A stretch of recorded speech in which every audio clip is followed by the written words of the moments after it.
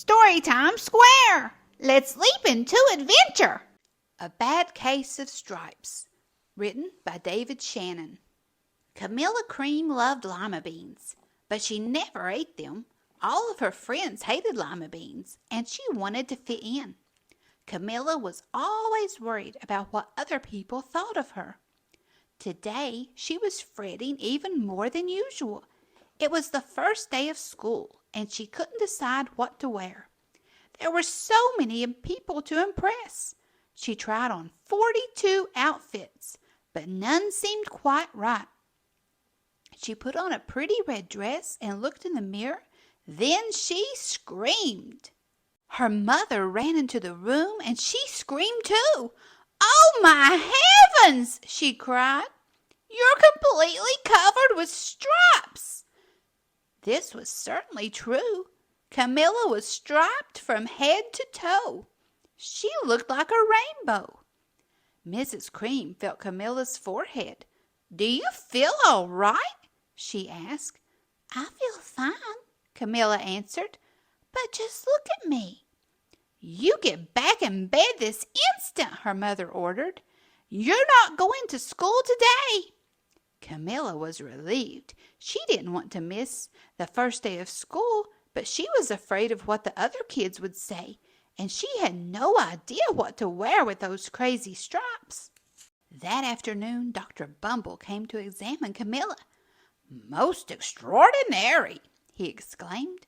"I've never seen anything like it. Are you having any coughing, sneezing, runny nose, aches, pains, chills, hot flashes, dizziness, drowsiness, shortness of breath, or uncontrollable twitching?" "No," Camilla told him. "I feel fine." "Well, then," Dr. Bumble said, turning to Mrs. Cream, "I don't see any reason why she shouldn't go to school tomorrow. Here's some ointment that should help clear up those stripes in a few days. If it doesn't, you know where to reach me." And off he went. The next day was a disaster. Everyone at school laughed at Camilla. They called her Camilla Crayon and Night of the Living Lollipop. She tried her best to act as if everything were normal, but when the class said the Pledge of Allegiance, her stripes turned red, white, and blue, and she broke out in stars. The other kids thought this was great. One yelled out, "Let's see some purple polka dots." Sure enough, Camilla turned all purple polka dotty.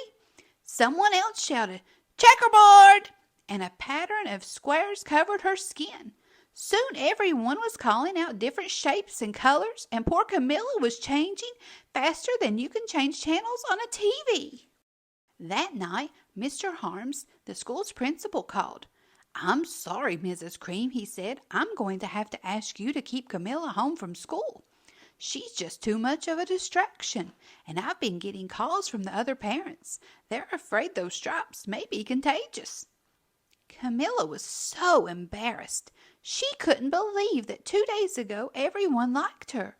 Now nobody wanted to be in the same room with her. Her father tried to make her feel better. "Is there anything I can get you, sweetheart?" he asked. "No, thank you," sighed Camilla. What she really wanted was a nice plate of lima beans, but she had been laughed at enough for one day. Well, yes, I see," Dr. Bumble mumbled when Mr. Cream phoned the next day. "I think I'd better bring in the specialist. We'll be right over." About an hour later, Dr. Bumble arrived with 4 people in long white coats. He introduced them to the Creams. "This is Dr. Grop, Dr. Sponge, Dr. Cricket, and Dr. Young." Then the specialist went to work on Camilla. They squeezed and jabbed, tapped and tested. It was very uncomfortable. "Well, it's not the mumps," concluded Dr. Grop. "Or the measles," said Dr. Sponge. "Definitely not chicken pox," put in Dr. Cricket. "Or sunburn," said Dr. Young. "Try these," said the specialist. They each handed her a bottle filled with different colored pills. "Take one of each before bed," said Dr. Grop. Then they filed out the front door, followed by Dr. Bumble. That night Camilla took her medicine. It was awful. When she woke up the next morning, she did feel different, but when she got dressed, her clothes didn't fit right.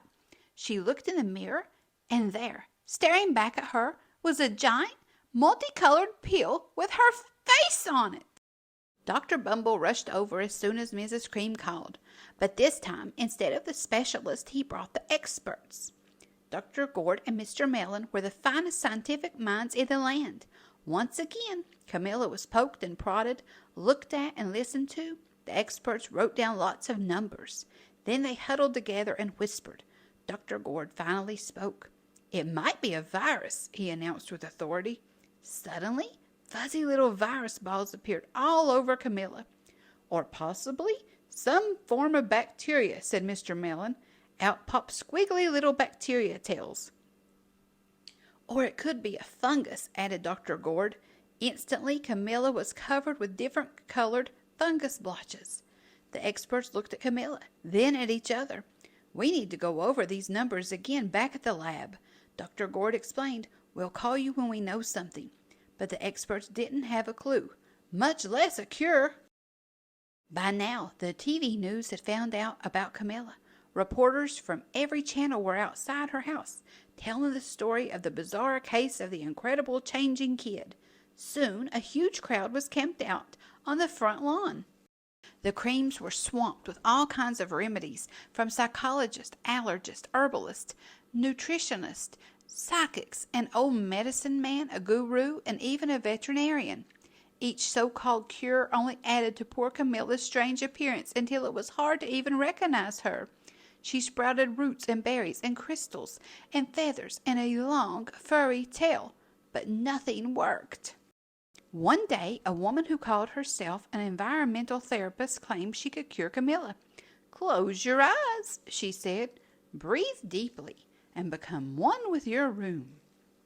"I wish you hadn't said that," Camilla groaned. Slowly, she started to melt into the walls of her room. Her bed became her mouth. Her nose was a dresser, and 2 paintings were her eyes. The therapist screamed and ran from the house. "What are we going to do?" cried Mrs. Cream. "It just keeps getting worse and worse." She began to sob. At that moment, Mr. Cream heard a quiet little knock at the front door. He opened it, and there stood an old woman who was just as plump and sweet as a strawberry. "Excuse me," she said brightly, "but I think I can help." She went into Camilla's room and looked around. "My goodness," she said with a shake of her head. "What we have here is a bad case of stripes. One of the worst I've ever seen." She pulled a container of small green beans from her bag. "Here," she said, "these might do the trick." "Are those magic beans?" asked Miss Cream. "Oh, my, no," replied the kind old woman. "There's no such thing. These are just plain old lima beans. I'll bet you'd like some, wouldn't you?" she asked Camilla. Camilla wanted a big, heaping plateful of lima beans more than just about anything, but she was still afraid to admit it. "Yuck," she said. "No one likes lima beans, especially me." "Oh, dear," the old woman said sadly. "I guess I was wrong about you." She put the beans back in her bag and started toward the door. Camilla watched the old woman walk away. Those beans would taste so good, and being laughed at for eating them was nothing compared to what she'd been going through. She finally couldn't stand it. "Wait," she cried. "The truth is, I really love lima beans." "I thought so," the old woman said with a smile. She took a handful of beans and popped them into Camilla's mouth. "Mmm," said Camilla. Suddenly the branches, feathers, and squiggly tails began to disappear. Then the whole room swirled around. When it stopped, there stood Camilla, and everything was back to normal. "I'm cured!" she shouted. "Yes," said the old woman. "I knew the real you was in there somewhere." She patted Camilla on the head, then she went outside and vanished into the crowd. Afterward, Camilla wasn't quite the same. Some of the kids at school said she was weird, but she didn't care a bit. She ate all the lima beans she wanted, and she never had even a touch of stripes again.